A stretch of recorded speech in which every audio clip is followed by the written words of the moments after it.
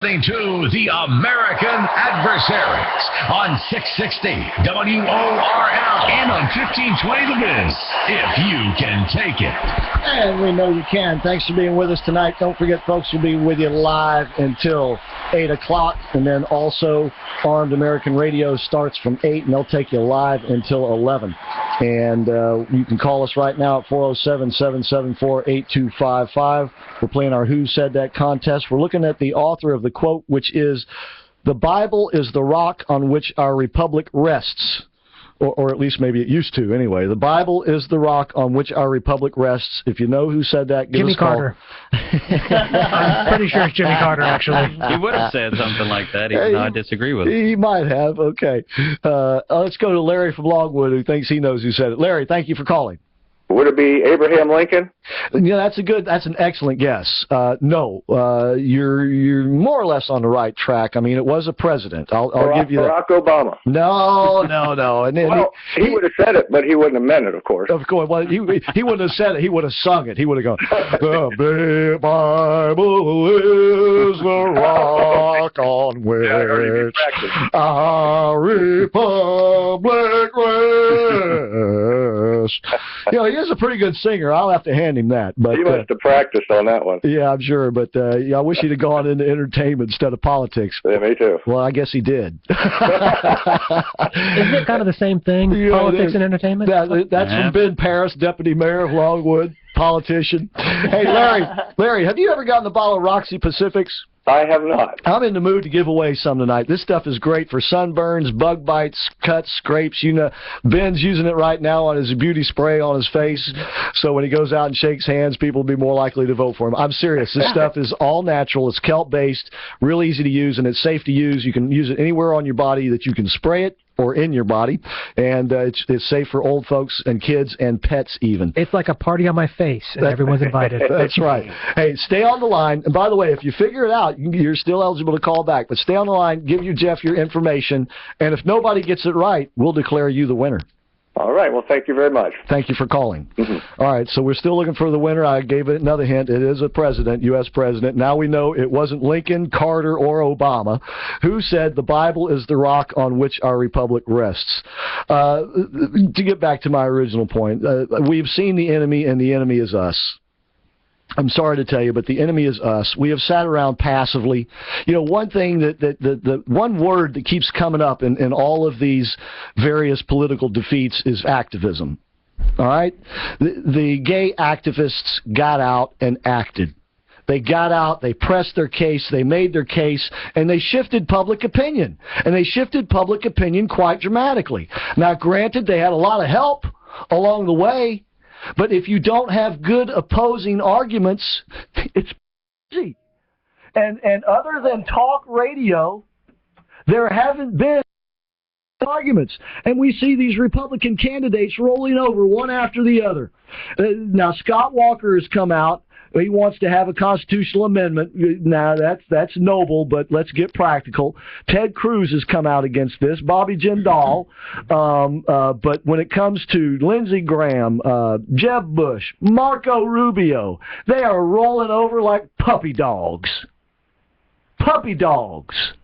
They don't understand that the Bible is the rock on which our republic rests. And when we begin to take the Bible out from underneath us, guess what? It makes us vulnerable to collapse as a society. And we sit silently for the most part by. Oh, we grouse and complain. But do we get organized? Do we demand our politicians represent us too? There's a reason, too, Chris, that I don't think we speak about much, and that is belief. That is conviction. We speak about activism. What do you have to give the left props for, and gay activists as well, is they believe in a cause and they continue to fight for it. America was never founded to be a place where you could be complacent. I mean, the founding fathers, and amongst their founding principles, was the fact that they believed that in order for America to sustain as a free country, we had to have an educated and an active electorate.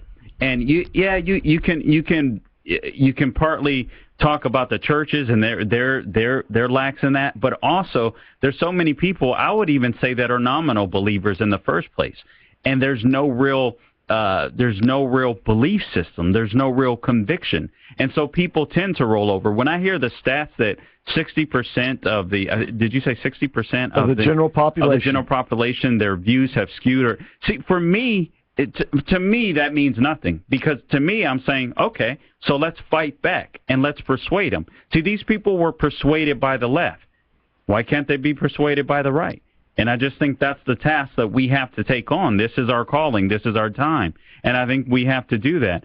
But I can't lie, I'm a little worried, because I know some of the soldiers, or so-called soldiers, that we have on the right are complacent, are pacifists. And I have to admit, right now, I heard Rick Santorum yesterday. I don't even remember how he said it. I was so stunned. But he had some of the best remarks on this and how to fight back that I've heard. So forgive me that I forgot it, but look for it on YouTube. He was actually very impressive. And now I'm convinced you're going to have a moral president and a president that's politically savvy, both. And we got to do it, and we got to do it right now.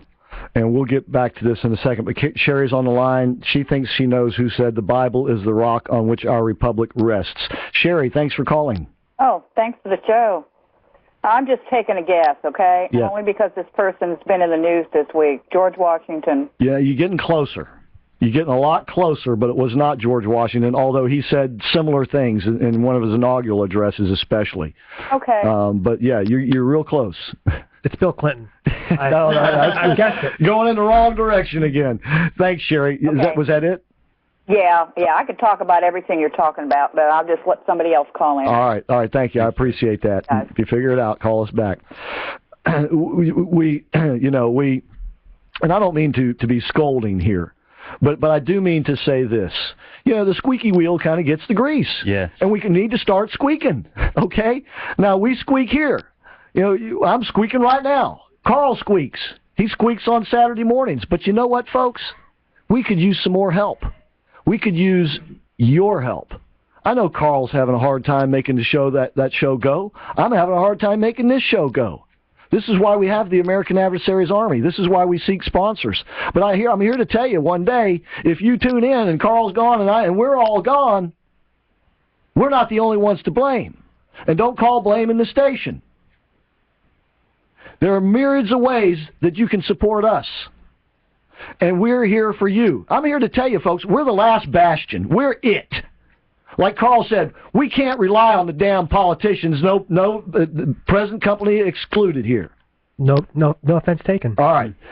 We cannot trust the court system to abide by the Constitution, because we see that they're just making it up on the fly. Folks, the only people you can rely on is the truth talkers, the truth tellers. And that's us. That's me. That's Carl. That's Johnny. That's Lucas. That's what we're doing here. That's Rush Limbaugh. That's Glenn Beck. That's Michael Medved, Gallagher. We're the only ones you can rely on anymore. And we're going to need your help. We need your help right now. You missed Penn and Teller. Well, yeah, there you go. But we're all going to need your help, because I'm here to tell you, they're coming after us. It may not be next, but they're going to come after us. And I'm here to tell you, these damn Republicans up there, they're going to be okay with it. You want to know why? They don't like me either. Yes. Because I'm here telling you the truth about them SOBs. Absolutely. Like that damn Paul Ryan. Oh, he's all sweet and honey, ain't he? And he just sold our butts down the river to Obama. And he had the audacity to say, what did he say today? He said that, I wrote it down right here. He said, you got borked and you enjoyed it. Yeah, Pretty sure that's what he said. He said, we want American leadership at the front of the line writing the rules. Well, who does he mean by American leadership? But Barack Hussein Obama, the fellow who leads from behind. Guess who's going to be writing the damn rules? Barack Hussein Obama, who wants us to be a socialist citizen of the world. Thank you very much. We're the only ones you have left, and we need your help. And we're going to need your help even more going forward, because I guarantee you, they're going to come after us. They're already doing it. This net neutrality business is just the the nose under the tent, baby.